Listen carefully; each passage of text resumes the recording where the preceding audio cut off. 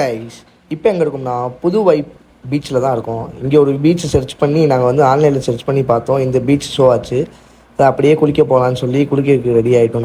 நான் என்ன பண்ணிட்டேன், ஃபோனை தண்ணிக்குள்ளே முக்கிட்டு அது அப்படியே லிக்விட் இதாகி அதுக்கப்புறம் வீடியோ எடுக்கவே இல்லை. அப்புறம் 3 ஹவர்ஸ் மேலே ஆயிடுச்சு. அதுக்கப்புறம் தான் வீடியோவே ஆன் ஆகிடுச்சு. அப்புறம் ரூம்லலாம் ட்ரெஸ் எல்லாம் காய போட்டு அதுக்கப்புறம் கிளம்பலான்னு சொல்லி கிளம்ப ஆரம்பிச்சிட்டோம். சரி, அங்கெல்லாம் வந்ததுக்கு ஏதாவது வாங்கிட்டு போவோம் அப்படின்னு சொல்கிறதுக்காக வாங்குறதுக்காக நிறைய கடைக்கெல்லாம் போனோம். ஒருத்தவரெலாம் கையால் வரைஞ்சிக்கிட்டே இருந்தார் எல்லாத்தையுமே. அதெல்லாம் பார்த்து ரொம்ப ரசிச்சுட்டு அப்படியே அதை வீடியோ எடுக்கலான்னு இருந்தே பார்த்தா எடுக்கவே மறந்துட்டேன்.